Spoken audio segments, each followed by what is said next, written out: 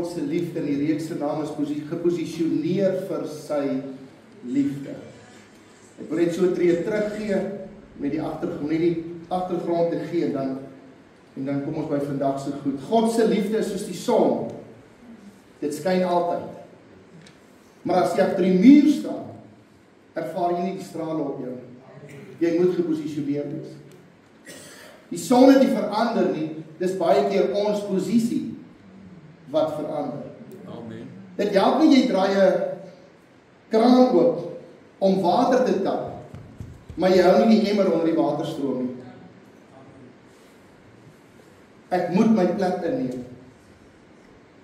En ek neem my plek in slegs deur geloof, nie deur werke of deur poging of deur myself te probeer bewys nie. Nee, ek neem my plek in deur geloof in Christus Jesus.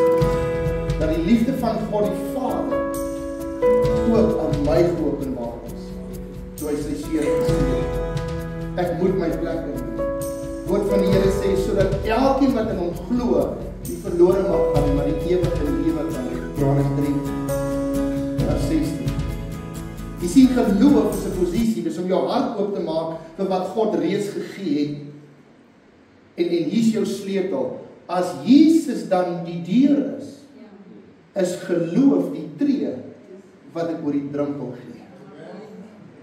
As Jesus die deur is geloof die tree wat ek oor die drempel gee. Vandag wil ek met jou gesels oor wanneer liefde oor liefde gaan. When love is about love. En ek wil 'n bold stelling maak. Love is always about love. Love is not about us. Love is about love. Liefde gaan oor liefde. As liefde nie oor liefde gaan nie, kan liefde nie onvoorwaardelik wees nie. Sit vir 'n oomblik met dit. Love is always about love. If love is not about love, it cannot be unconditional. As liefde oor enigiets gaan as liefde,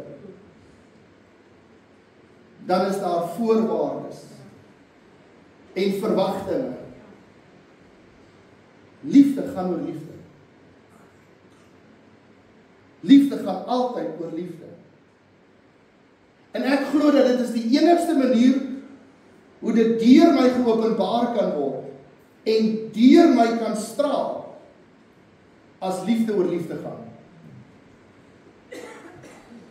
God se liefde stop nooit nie.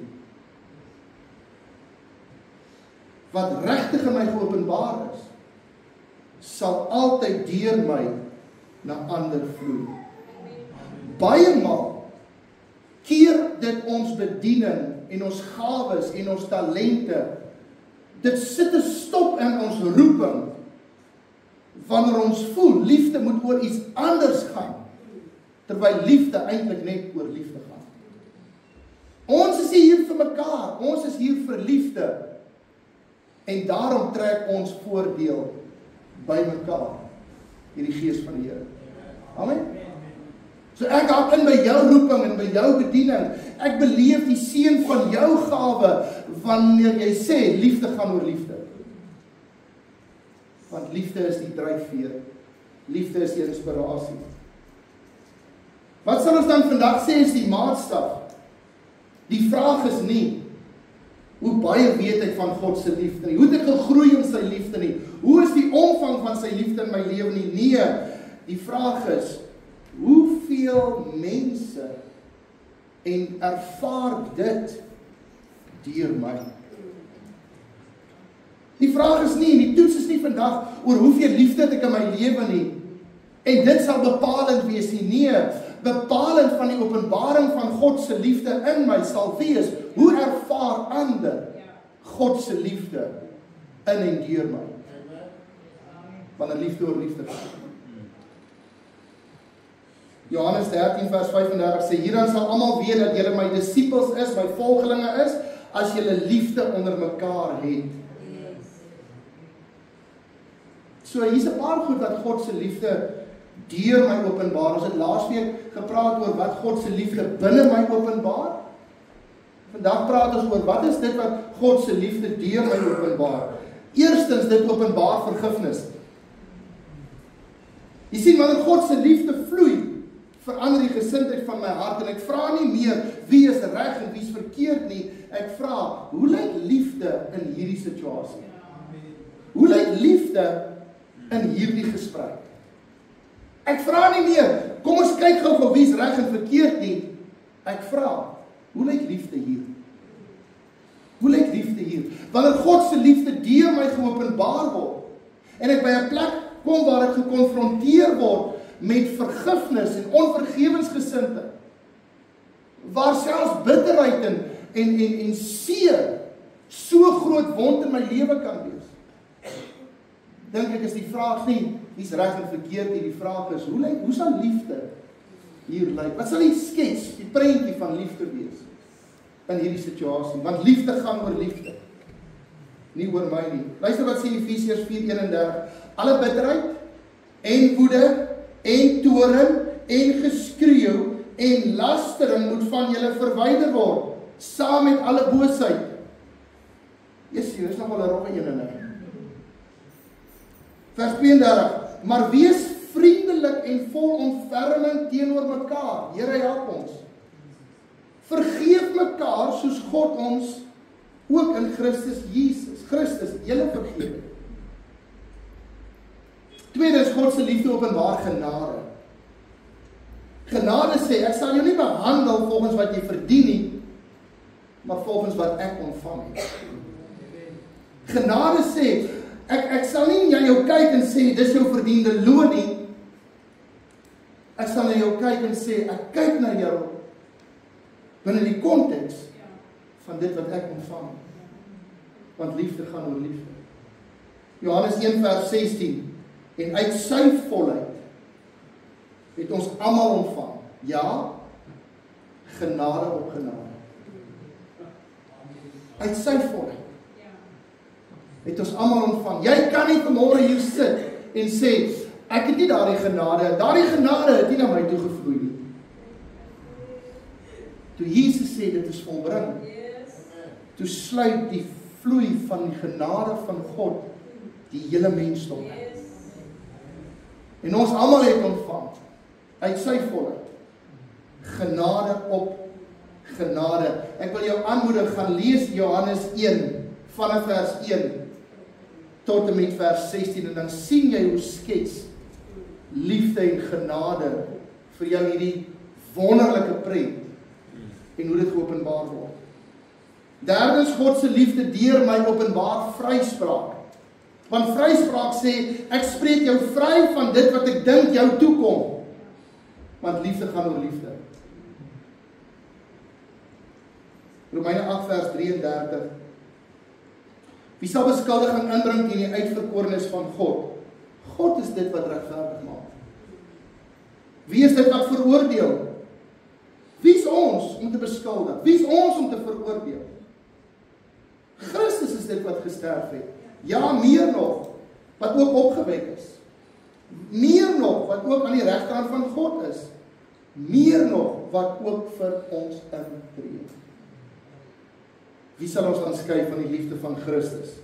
Verdrukking, benoudheid, vervolging, honger, naaktheid, gevaar, swaard.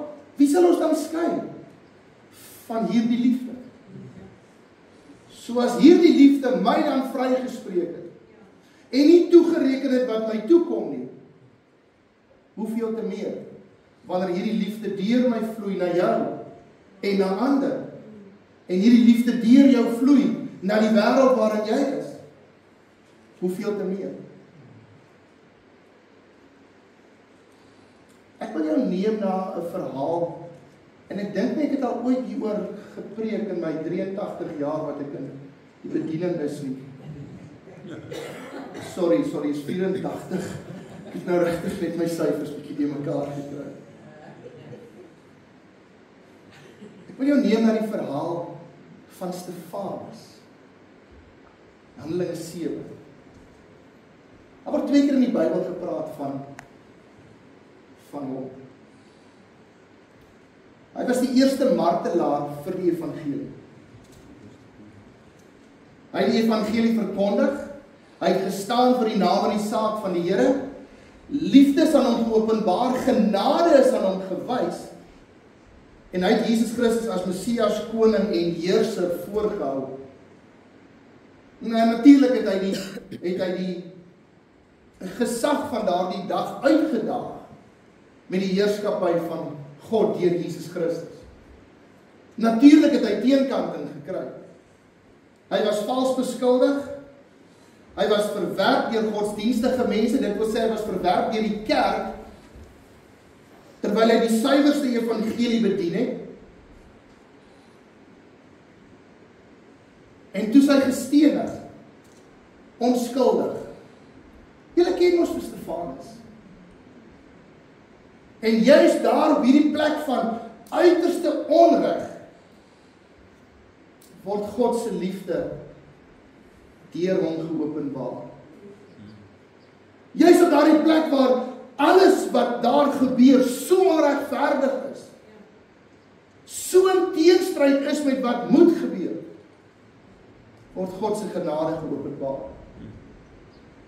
En terwyl ek dit lees, dan hoor ek die ekko van Jesus se woorde, ook aan die kruis.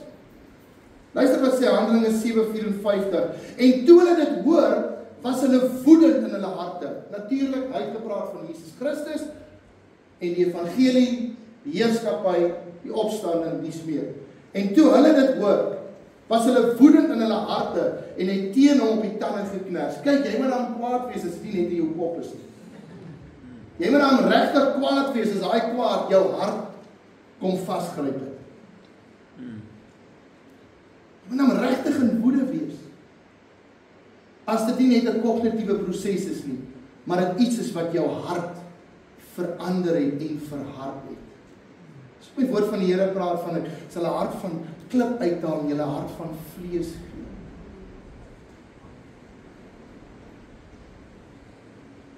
Dit is 'n plek waar die Here wil kom deel met die woede in ons harte.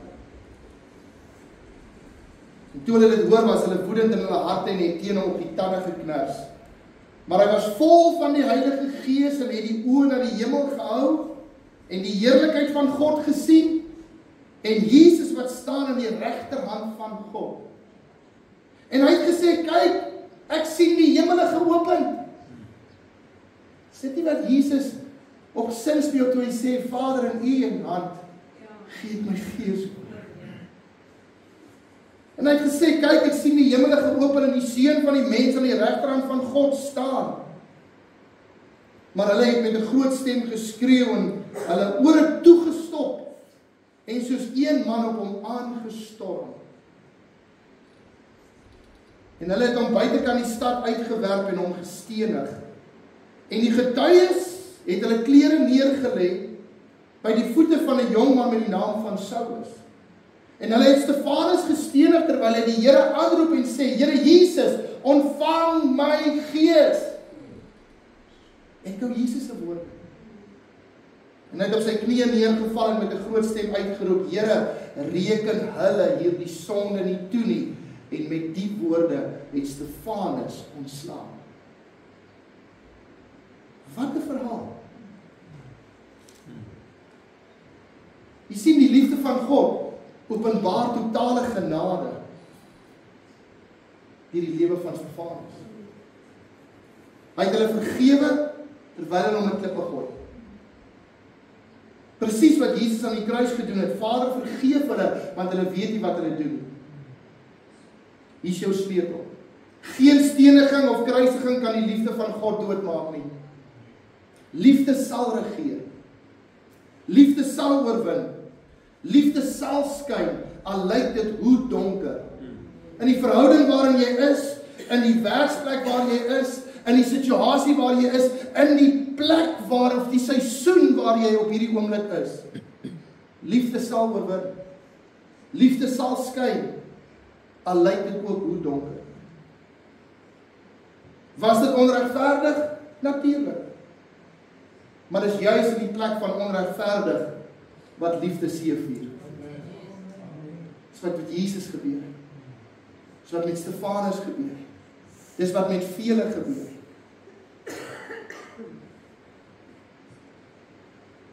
Later in die woord van die Here praat die Nuwe Testament, hy sê, ag dit louter vreugde, wanneer daar allerhande van hierdie goed teen jou kom.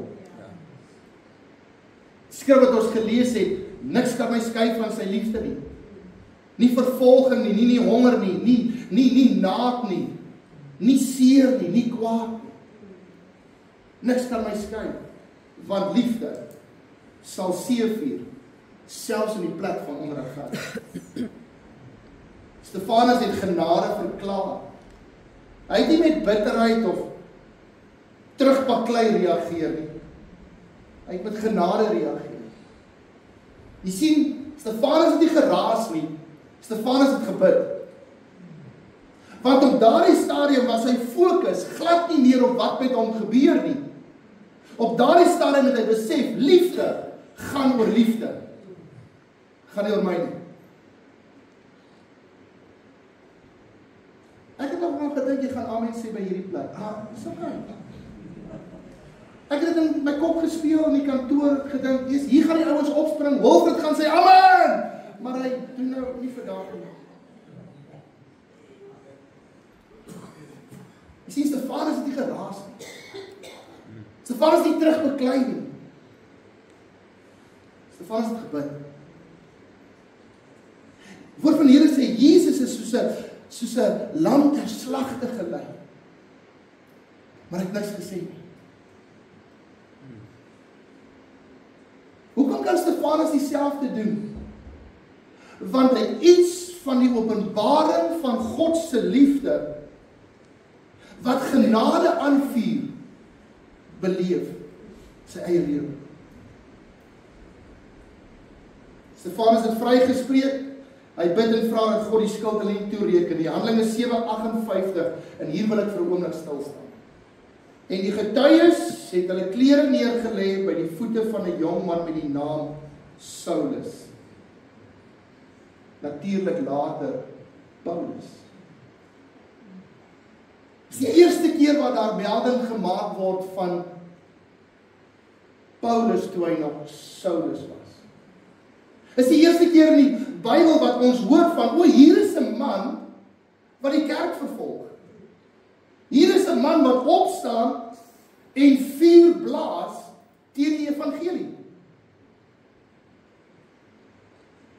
Saulus aanskou die gebeure, maar hy aanskou ook genade, alhoewel hy dit nie op daardie stadium raak sien nie. Eerste keer wat daar melding gemaak word van hom. En dit maak Stefanus se verhaal groot. Hier is die betekenis van daardie vers.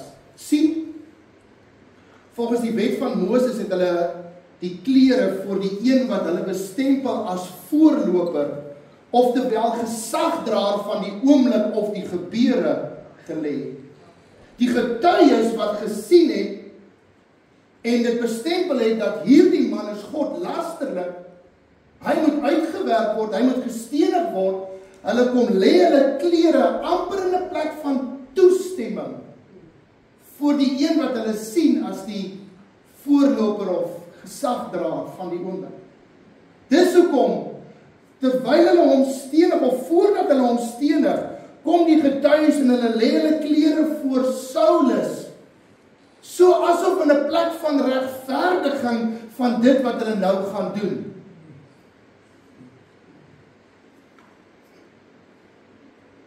Om sodoende die steniging of dit wat hulle gaan doen te regverdig en dit as regverdig te bestempel. Die woord van die Here sê Saulus was 'n jong man. Beteken nie hy was 'n kind nie. Beteken nie omdat hy 'n seun was nie. Die betekenis van dit is maar omdat hy in die krag van sy lewe was. Sterk, aktief en met gesag. Hulle noem hom 'n jong man en hulle herken hom as 'n voorloper en hulle lê hulle klere, die getuies lê hulle klere voor hom neer, so asof hulle sê, ons kom haal die oukei vir die onregverdig wat ons nou gaan doen. Hier is jou vers, Deuteronomium 17 vers 7. Die hand van die getuies moet eers teen hom wees, om hom dood te maak, en daarna die hand van die hele volk. So moet jy dan die kwaad uit jou midde uitroei. So hier kom hierdie godsdienstige ouens en hulle regverdig hierdie daad, deur te sê, ons kom gee ons klere, ons kom lê die klere voor jou neer, want in ons gedagteketting moet ons die kwaad uit ons uitroei. En Stefanus is op hierdie oomblik dit. Stefanus word erken as die kwaad van die dag. En al wat hy doen is, Vader, vergeef hulle. Ek spreek hulle vry. Ek wys genade. En God kom en hy openbaar 'n oop hemel. En Stefanus sien iets van die heerlikheid en die gesag van God in Christus Jesus, waar hy na hom kyk en sê, ek sien die Seun aan die regterhand van die Vader. Is daar die skrif wat ons nou net gelees het, wat ook vir ons intree, wat ook in die gaping vir ons staan. So hier voor almal word Saulus, die vervolger van die kerk Jesus Christus, gebruik om die daad te regverdig, min wetend dat hierdie genade en hierdie vryspraak wat hy aanskou, wat Stefanus spreek, later deur Jesus op die pad van Damaskus aan Saulus, wat toe Paulus word, bevestig gaan word. Was nie die eerste keer wat hy met die krag van genade te doen gehad het, toe hy op die pad van Damaskus was nie. Nee, dit was jare later. Vroeger het hy in Stefanus se lewe gesien. En toe Jesus vir hom sê, ek is Jesus wat jy vervolg, toe besef hy, hierdie is nie onbekend vir my nie. Ek het al met hierdie te doen gehad. Ja, amen. Ek het al hierdie gesien. Dit was al aan my geopenbaar. Weet jy, my broer en suster, daar soms kere wat ons die liefde van God openbaar en dit sien of daar geen verskil is nie. Stefanus het nie gesien die impak van die genade wat hy gewys het, jare later toe Paulus, die grootste skrywer van die Nuwe Testament geword het nie. Laat liefde oor liefde gaan, al sien jy nie die verandering nie. Laat liefde oor liefde gaan, al sien jy nie die impak daarvan. Laat liefde oor liefde gaan. Al voel dit soms vir jou, alles wat met my gebeur, is onregverdig. Hier waar hy vir die eerste keer met genade te doen gekry het, hier waar liefde oor liefde gegaan het, hier waar Stefanus die liefde van God geopenbaar het, want Stefanus kan net openbaar dit wat aan hom geopenbaar is. Ek wonder hoe sou die Nuwe Testament gelyk het, as Paulus nie die een was wat dit geskryf het nie. As Paulus nie die pad gestap het wat hy gestap het nie, daardie genadepad wat hy gestap het, wat slegs deur liefde ontdek kan word. Wonder hoe sou die Nuwe Testament lyk? Ek wonder of die inhoud van sy briewe steeds die diepte, die nederigheid, die wysheid, die goddelike afhanklikheid van die hand van God in sy lewe gehad het. Was dit nie vir die openbaring van God se liefde, wat 'n totale ommeswaai in die doel wat hy uitgeleef het, gemaak het nie? Wonder hoe sou die Nuwe Testament gelyk het, as Stefanus nie openbaring van God se liefde daardie dag gewys het nie. Hier kom Jesus en hy sê vir Saulus, is hard om teen die prikkels te skop. Ek is Jesus wat jy vervolg. So asof Jesus ook vir hom kan sê, ek veroordeel jou nie, ek beskuldig jou nie, maar ek verander jou identiteit. Want liefde red steeds. Paulus wat aan die kerk skryf met soveel passie en het 'n plek van vrede en gesag wat net deur genade opgesluit kan word. Want jy sien familie, genade vloei vanuit liefde. Stefanus se storie was van korte duur. Ons het laasweek ook die storie gehoor van die vrou met die albasterfles wat so groot was, waar Jesus self gesê het, oral waar die evangelie verkondig word, sal hierdie vrou se storie genoem word. En hier weer, dis word nie gesê, dat Stefanies se storie sal echo tot in ewigheid nie, maar ons weet, dit wat hy daardie dag beleef het hy geskryf in die briewe van die Nuwe Testament. Paulus kan nie sy lewensverhaal geskryf het, sonder om te onthou. Stefanus het liefde oor liefde gemaak. Amen. He might love without love. Familie, ek sluit af, ons sal nooit weet hoe die Here oomblikke van onregverdig kan gebruik nie. Jy sit dalk vandag hier en jy kyk na die jaar wat verby is en jy beleef, as soveel goed wat gebeur het wat onregverdig is. Soveel goed wat gebeur het wat nie my toekom nie. Soveel goed wat gebeur het wat nie so moes wees nie. Soveel seer wat ek dra. Soveel bitterheid wat ek mee gekonfronteer word. Ek is jammer jy moet deur dit gaan. Maar laat liefde oor liefde gaan. Wanneer liefde oor liefde gaan, die impak daarvan in die lewens wat ons aanraak, omdat die liefde van God in ons, iets van die genade hand van God, deur ons, wil openbaar. Kom ons bid saam vir U. Vader, ons eer U.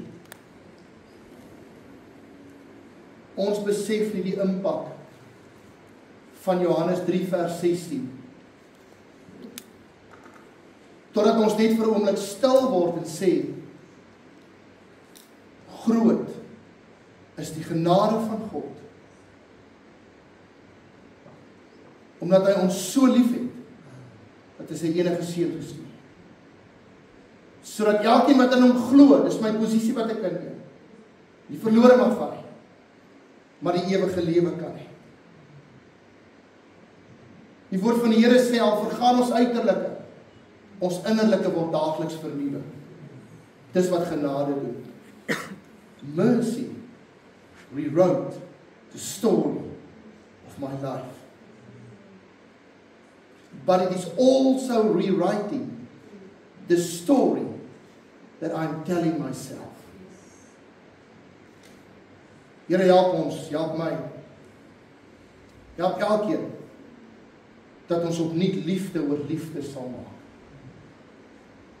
Dat dit nie sal gaan oor wat is ons behoefte en wat kry ons uit dit en hoe gaan dit ons bevoordeel. But let love, Lord, let love be about love.